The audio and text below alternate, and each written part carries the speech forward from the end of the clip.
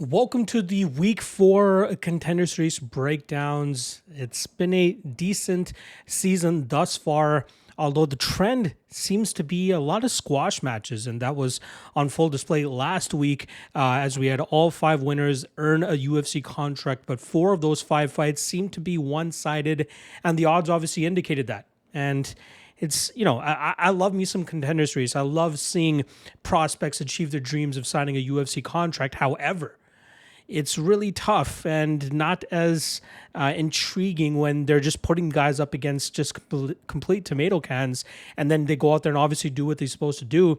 And then when you get more competitive matchups, we've seen it in prior seasons where they're more evenly matched opponents, and the guy that comes out on the winning end, decent performance, but is unable to get a contract because they can't provide a highlight reel performance or anything like that because of the resistance that they're facing. So I think that's some of the issues that you have to look into when these guys make it to the UFC, when they have complete squash matches on the Contender Series. And maybe, last week we may have had a few guys that may end up going 0-2 or 0-3 in the UFC and end up getting cut. Now, as I obviously start every episode, I just want to quickly recap the last week in terms of my predictions and just overall thoughts. So I guess we're just starting off with that right from jump here. First matchup was the Dante Johnson versus Darian Abbey. That was a short notice matchup. Johnson used to compete at heavyweight, went down to light heavyweight, but then went back up to heavyweight for this opportunity. But his speed, explosivity, and athleticism was far too much for the plodding nature of Abbey, and that allowed Johnson to dictate the pace from jump and then eventually get that finish 64 seconds into that first round. He's talked about going down to middleweight eventually because he's not that tall. He's very thick. So it would be nice to see him go down to 185, maybe have his first UFC fight at 205. But given his lack of height, I think he's going to struggle against the better guys in the division. And he's still quite raw. He's going out there and starching these guys quickly. You have to keep an eye on him in terms of what his success could be like in the UFC once he finally makes his debut over there. But decent performance from him. Next up was the most competitive matchup, and we almost had the underdog pull off the upset with Christian Perez falling short to Manuel Sosa after his cardio failed him in the third round of that matchup, and Sosa was able to muster up a finish there. You wonder, is that a contract-winning performance from Sosa, considering he was losing, 85, 90% of that matchup, and then just luckily Homer Simpsoned his way to a victory. And I'm not saying he's not a UFC talent or UFC-level talent. This is a guy that I've been watching for a while now, and I believe deserves to be on the UFC roster. But if we're talking strictly about performances, that was a mediocre performance at best. I was hoping that Perez would have gotten signed as well. UFC, or at least Dana, gave him a little bit of props when he did end up signing Sosa. So maybe Perez gets that short notice call eventually. But Sosa, solid striker, could have some success in the UFC, but not the most impressive of performances, considering he was likely down 2 rounds going into that final frame. Then we had the Abdul Rahman Yakiaev obliteration of Alec Lorenz. It only took him 30 seconds to get him out of there. Again, huge mismatch there. Yakiaev looks like he has the goods and could be a solid UFC fighter, but complete squash match. Didn't really even make sense why Lorenz was getting that shot, or at least getting that shot against a guy as dangerous as Yakiaev. Then we had Marcio Barbosa going up against Damon Wilson. Wilson is a decent regional fighter, but given the right stylistic matchup, he probably could have had success. Good wrestler, improving striking. Obviously, the confidence in his striking really going up there as well. But he was just not prepared for the level of striking he was facing with Marcio Barbosa, who was able to land those big combinations, hurt him multiple times, and almost got him out of there halfway through the round, but somehow Wilson just rose from the dead like a freaking zombie. But it was just, shortly thereafter that Barbosa was able to land the big shot to put him away there. Barbosa, fun addition to the UFC featherweight division, nasty striker. I believe 15 or 16 of his wins now have all come in the first round by knockout. The guy's an absolute savage, but we know he's going to hit his ceiling sooner or later in the UFC, given some of the restrictions he might have in his game, especially if he's forced into deeper water. And then we had Ryan Gandra against Trent Miller. Again, Miller, mediocre regional talent, a little bit stiff, and we obviously saw Gandra when he started to let his strikes go that he was the far superior striker, and it was just a matter of time before he got Trent Miller out of there. So, Gandra, might be a fringe UFC guy, 8-1 record, decent record there, but I question where his ceiling is in the UFC. I don't think he becomes a ranked fighter. I don't think he gets a title shot or anything like that, but fun, violent fighter. Let's see how far he can go. So all in all, I guess, 1, 2, 3, maybe 3 of those 5 fighters are UFC ready, with Gandra and Johnson kind of being on the fringe of that. Barbosa, Yakyaev, and Sosa, UFC ready in my opinion, but still have holes in their games that some guys in the UFC can exploit. But I think Yakyaev has the highest ceiling out of all of those fighters. All right.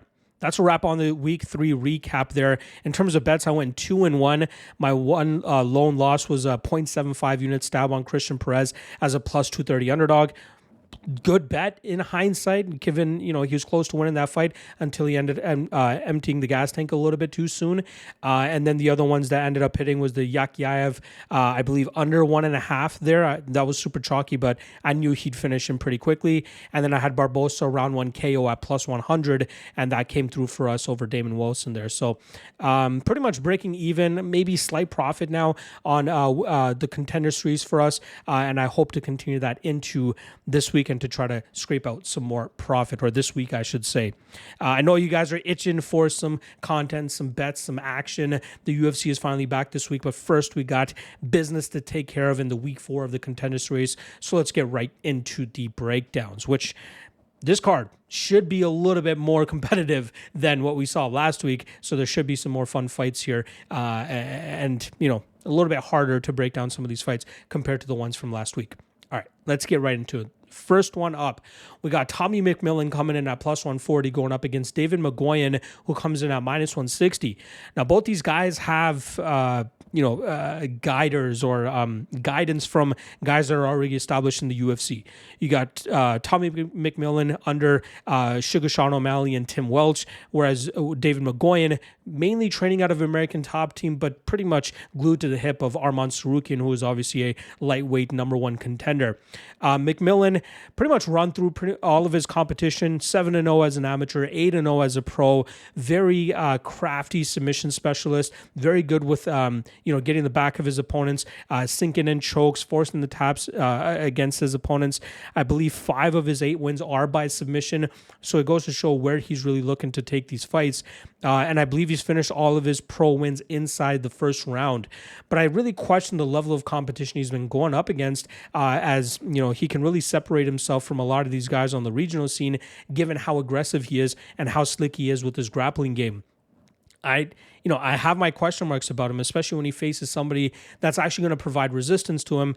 His striking game kind of reminds me of Sean O'Malley a little bit. Not as much power on his shots, but he likes that wide karate type stance, blitzing in and out of the pocket with his strikes, but mainly looking to get opponents into the grappling realm where he can showcase his grappling skills, where he's very dangerous with how he applies his chokes. I've been hearing about him for a while. To me, he looks solid. He looks like a guy that could eventually make it to the UFC, but seems a little bit more about the IG and the social media game. He really wants to position himself in a good place, similar to what Sean O'Malley was able to do, so that he can kind of scrape in some endorsements, some sponsorships, and all that type of stuff. The kid has the look, the kid has the charisma, the kid has the energy. Now is where the rubber meets the road when he faces somebody as tough as David Mgoyan. Now, Mgoyan is getting this on somewhat short notice, as Cody Law was originally supposed to take on McMillen. Law pulls out a couple weeks ago. In steps Mgoyan, another guy with a 7-0 record, pretty much flawless through his pro MMA career, starting off on the Russian scene, but coming over to the American side of things, fighting for Tough Enough and LFA through his first couple fights in the United States. Very high level fighter, very good wrestling, very good chain wrestling, very good control, very good just overall just ability to smother his opponents and stay a step ahead of them whenever they get into those grappling situations. His striking, obviously could still use a little bit of work, but he does a good job in terms of conserving his gas tank when he finds himself grappling a little bit too hard, bounces around a lot at distance, and then just blitzes the pocket with a lot of big strikes. He's been able to cut up a couple of opponents, but he's facing decent competition. Outside of Luciano Ramos from his last matchup, his second last win against the 18-12 John De Jesus was a very good indicator of where this kid is at.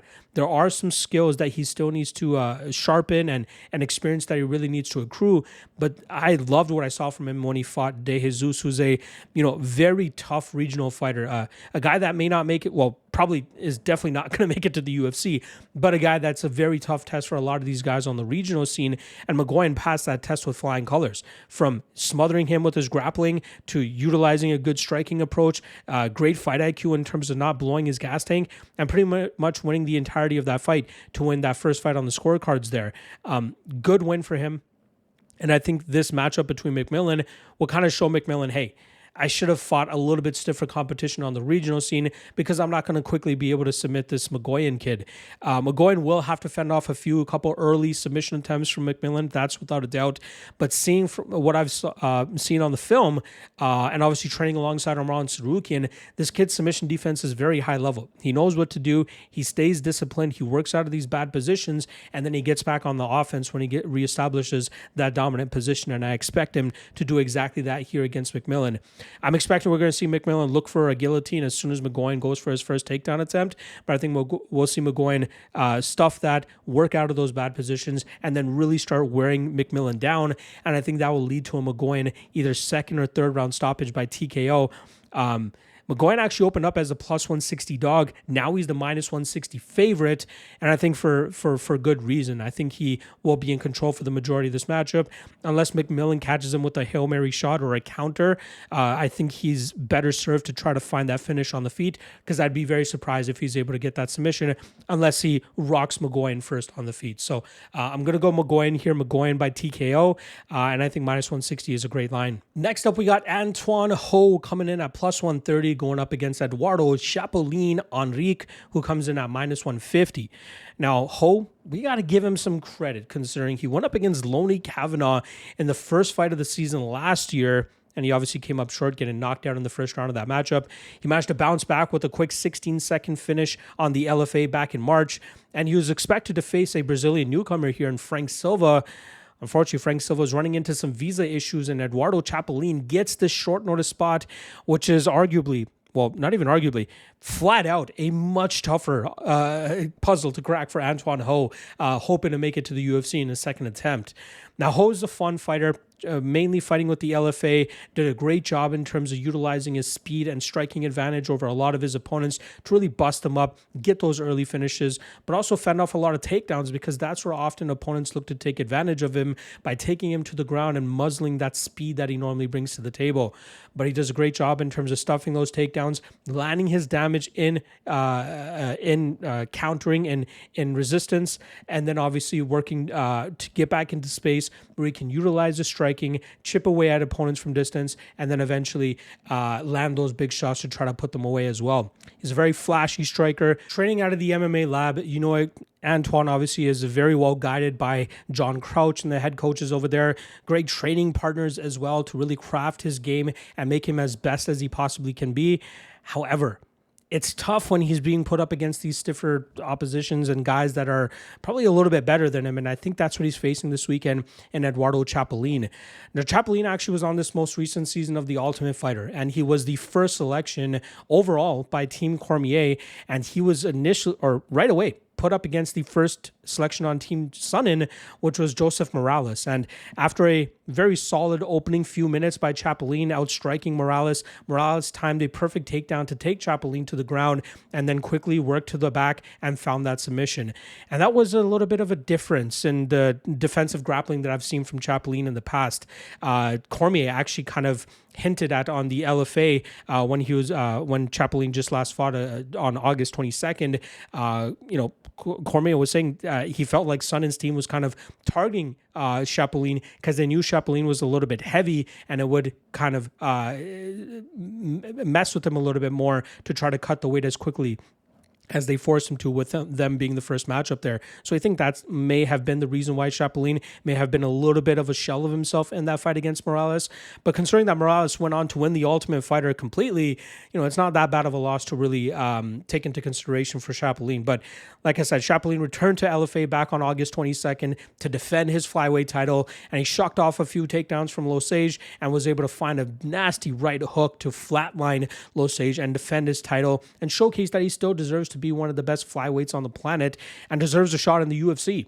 And luckily, given the circumstances, with Frank Silva not getting his visa in time, Chapolin now gets this opportunity to take on a tough Antoine Ho. Should, have both these guys stayed in the LFA, they probably would have fought each other anyway. But this is a great opportunity for Chapolin, who didn't take any damage in his LFA fight, to try to make a case for himself to get into the UFC. He's a very slick striker with very good grappling defense. He's been obviously one of the newer guys, or at least one of the guys that are pioneering the new gym that Daniel Cormier opened up in Gilroy, California, but has also aligned himself with the Bloodline guys who have obviously been doing great things in the LFA with Richie Miranda, Lorian Douglas, who's obviously going to be on the Contender Series in a few weeks here. Danny Silva, Cub Swanson, Juan Archuleta has kind of jumped in to that camp as well. So Enrique is, surrounded by killers. And you see when he steps foot in the cage, he is a killer himself. The power that he possesses at flyweight is just absolutely nasty. And normally he showcases a great gas tank as well. Now here against Antoine Ho, this could go down as, fight of the season if the durability on both these guys ends up holding up and we get a full 15 minutes here. Best case scenario, at least me being a fan here, I hope that it's a competitive matchup the entire way and we see both these guys get signed to the UFC because they deserve to be on that platform. But I think Chapolin is just a little bit slicker in the striking realm. I think it's going to be competitive early, but as Enrique really starts to sit down on his punches and anticipate the blitzes that are coming from Ho and really throwing with a lot of conviction, I think he's going to start to break down Ho and demoralize Ho and then end up landing that knockout probably in the second or third round. I think Enrique is the better striker. Ho is a little bit flashier, don't get me wrong, but I expect this fight to primarily take place in the striking realm, and it's just a matter of time before Enrique's power starts to show itself and he clips Ho and eventually gets him out of there. But this is a very, very fun fight. Should be competitive early, but look for the LFA champion to eventually get that win here and earn his contract to the UFC. Next up, we got Mendel Nallo coming in at plus 170, going up against Samuel Silva, who comes in at minus 200. Now, this is a matchup between two regional champions where Nallo holds the Samurai MMA title from the Quebec promotion, while as Silva recently won the Cage Warriors title by defeating George Hardwick and pulling off the upset as a plus 3 or plus 400 underdog. Well, we start off on the rat garbage side of things. Probably one of the best original nicknames that we ever have at this level. Nallo is a guy that I've heard about for a long time, obviously being from the Canadian MMA scene. And I thought it was just a matter of time before he would make it to the UFC, but he ended up going the Bellator route back in 2017. And in only his third fight with the promotion, he suffered his first loss. And as he ended up getting TKO'd by Kilis Mota in the third round of his somewhat competitive matchup. Mota was able to land some big leg kicks to start off that third round, and a few shots in, it really deterred Nallo and set up the finish there for Mota. He ended up going 4-3 with Bellator, with his last fight in the promotion being a submission loss to BJJ black belt Adam Piccolotti. Nallo is a BJJ black belt himself, and he showcased some good defense throughout that fight. And that fight was actually 1-1 going into that final round, but Piccolotti was able to get a dominant position pretty quickly in that third round and eventually worked for that rear naked choke to force the submission from the Canadian. But since then, he's been riding, I believe, a 4-fight winning streak since then, or a 3-fight winning streak, finishing all of his opponents with the exception of one of them in the third round, I believe it was. He's a solid fighter. The level of competition that he's been fighting recently, not that great, going out there and really showcasing how good he could be. But when he faces a legitimate resistance, that's where the issues start to come into play.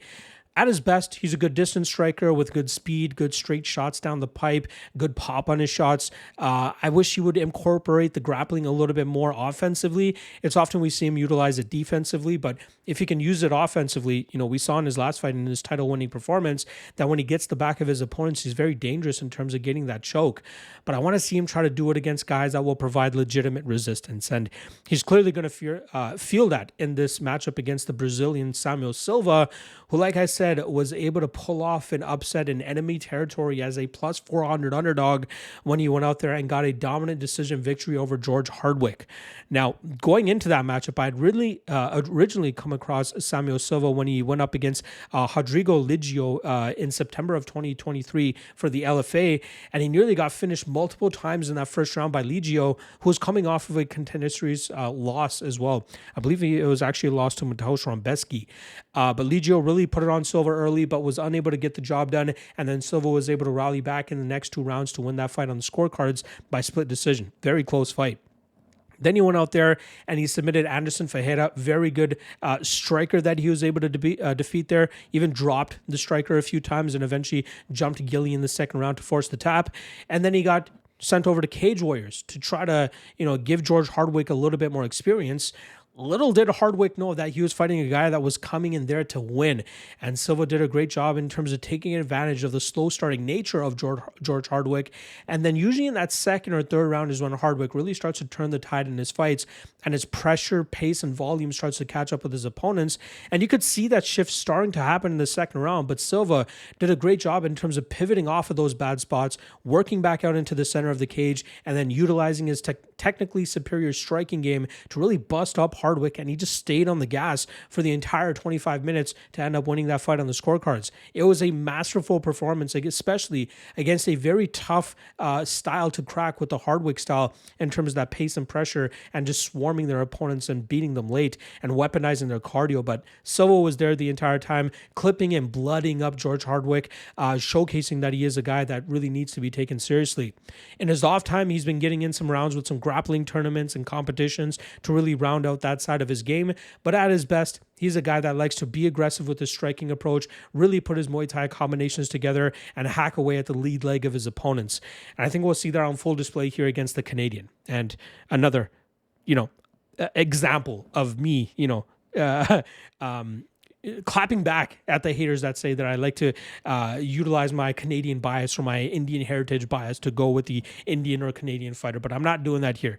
I will give Nallo some credence. He is a guy that should not be overlooked or faded with a minus 200 favorite, as his striking could provide Samuel some issues, and if Samuel still has some of those striking defense issues in his game, Nallo could definitely take advantage of it. But I think Silva will be in control, will be in the driver's seat for the majority of this fight. I think he'll be able to shuck off any of the takedown attempts coming from Nallo, and I think that will lead to Silva eventually landing that big shot on Nallo and getting him out of there. I just don't feel all that comfortable taking that minus 200 shot. Also, something to take into consideration, the age of Nallo has always been a little bit of a mystery. Tapology has him at 33 years old. UFC Stats has him at 36. And we know that the UFC doesn't really try to sign guys at the age of Nallo. So Nallo's really going to have to put on a dominant statement or a highlight reel finish to try to get the favor of Dana White. But I don't think that ends up happening anyway. I think Silva ends up clipping him and putting him away. All right, next matchup up, one that I'm very excited about. We got Theo Haig coming in at plus 220, going up against Cezary Oleksiejczuk, who comes in at minus 260. If that last name sounds familiar, you're right. It's because he is the brother of UFC middleweight Michal Oleksiejczuk, but Cezary may actually be the better brother of the two.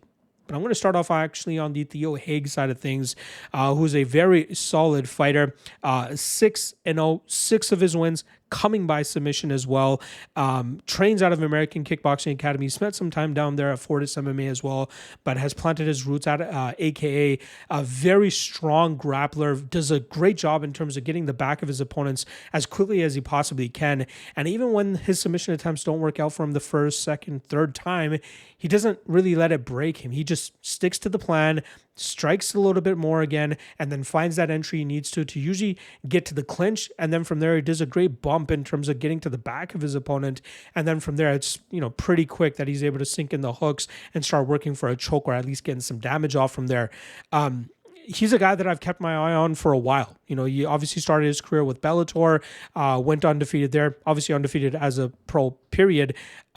But he's a great chain wrestler, has some great training partners, great jiu-jitsu. His striking is slowly coming along as well. It's very good for him to continue to work on that, especially with his long, lanky frame. That will obviously help him set up good takedown attempts as well, so that he can get to his grappling game. His cardio looks good in the one fight that he had to go, into the second round against Dylan Diebitz.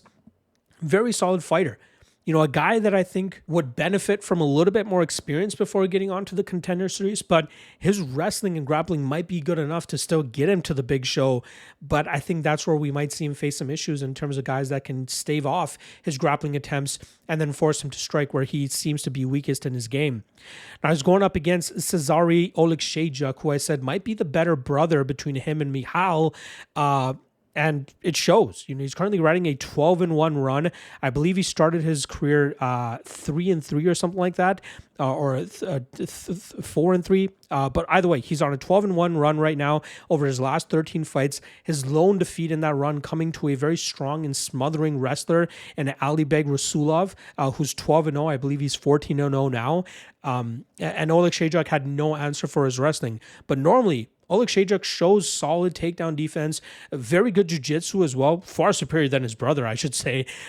Mixes up the game very well. A methodical striker, likes to pick his opponents apart from distance, but he has very good control and grappling skills. Not something that you would expect from an Oleksiejczuk, especially from what we've known from Michal. But Cezary, way more well-rounded, and I think we'll see him continue to showcase that here.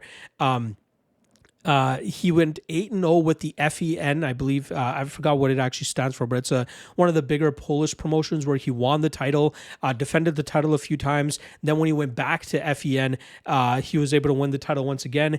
In his last matchup, he made short work of former UFC fighter Tom Breeze, continuing to showcase that Oleksiejczuk, very good fighter. He's very well-rounded and has some great experience against a very tough opposition on the European MMA scene.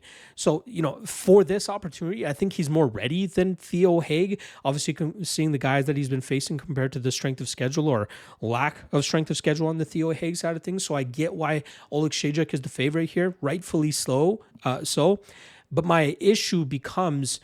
I can't put a finger on how good Theo Haig's grappling actually is, because he looks so good in terms of getting those positions that he needs and getting the back of his opponents. And we've seen that if you are a good enough grappler, you can definitely have that that success against a guy like Oleksiejczuk. But if Oleksiejczuk showcases some of the grappling defense that I've seen in some of his recent fights, and then forces Haig to strike with him, Oleksiejczuk should be able to knock him out. And ultimately, that will be my prediction here. I think Oleksiejczuk staves off some of the grappling success of Haig early and then starts to wear on him in the second and third rounds and eventually musters up a knockout. But I wouldn't bang on anybody looking to take a small shot on Haig here, because if his grappling is as good as I think it is, this is a very winnable fight for him. This could end up playing out like the Christian Perez and Manuel Sosa fight from last week, where the big favorite ends up getting grinded out for a large part of the fight, but then is able to muster up a finish later on. But more often than not, that might be a profitable venture to try to invest in the underdog, because especially at plus 200 odds, to have that pay off, you don't have to hit it all that often. You don't even have to hit it at a 50% rate. 40% rate, I believe you still are able to profit in that aspect. So,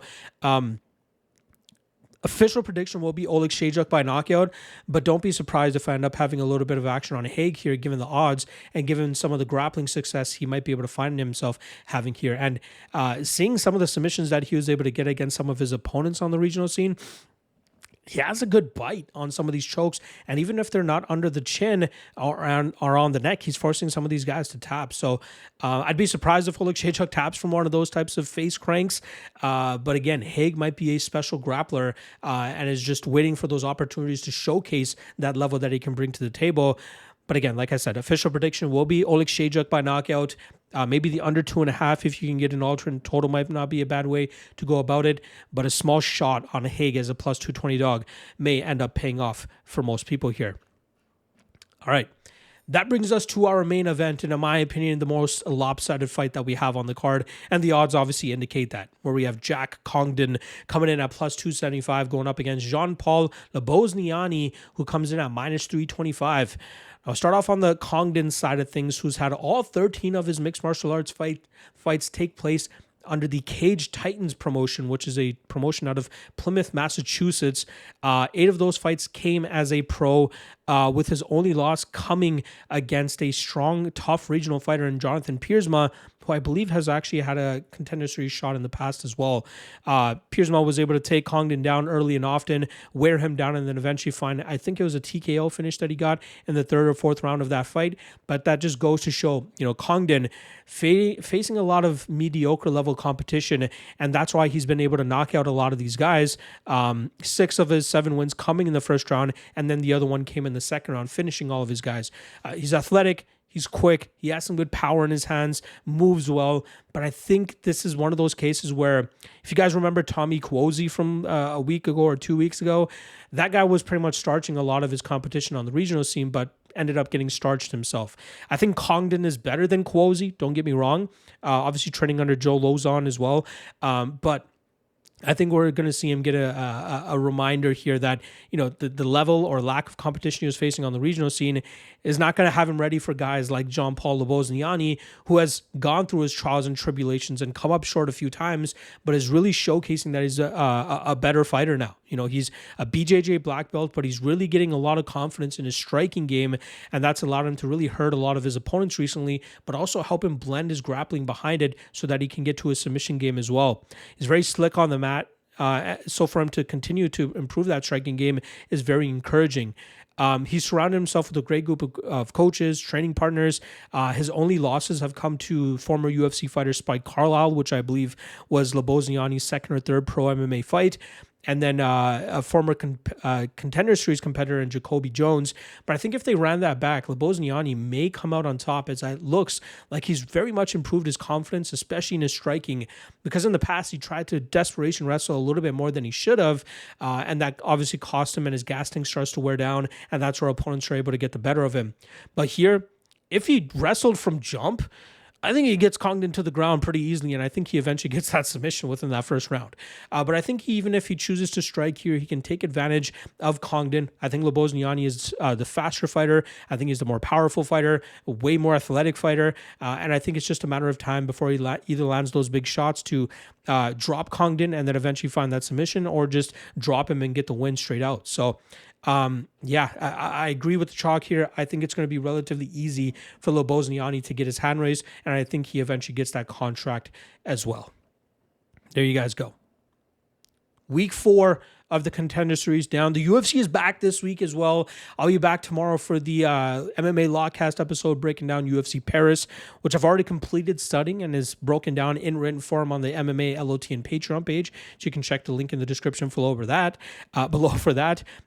You could also find the track plays that I got for this Contender Series card and all the other promotions that I cover, which also includes LFA, which I believe goes down on Friday, and I will have the Legacy Warriors podcast for you guys on Thursday, breaking that card down in its entirety as well. So we're back in full swing. The circus is back in town, and the content is going to start rolling out on the YouTube channel. So stay tuned for that. All right, I will. Lastly, actually, I do want to thank you guys. I've put this in the comment section below, but I haven't actually spoken about it on the on a video. But I really want to thank you guys for hitting that subscribe button on the YouTube page. My goal for the end of the season is 10,000 subscribers, but we blasted through the 9,000 subscriber mark a lot quicker than I expected, and I really, really appreciate that. So if you haven't already hit that subscribe on the YouTube channel, please do. We're about 900 away now from the 10,000 mark, but given the popularity of these Contender Series breakdowns, I know we often have some newer viewers, people just trickling in and watching this video. Please hit that subscribe if you haven't already. You would very much be helping your boy out with a big milestone that I'd like to overcome, especially for as long as I've been doing this thing. To be able to cross that 10,000 subscriber mark would mean the world to me, and I greatly appreciate if you guys can do that simple favor for your boy. All right. Enough jabbering for me. I'll see you guys again tomorrow for the MMA Lawcast. Good luck on the Contender Series. I'll see you guys then. Peace.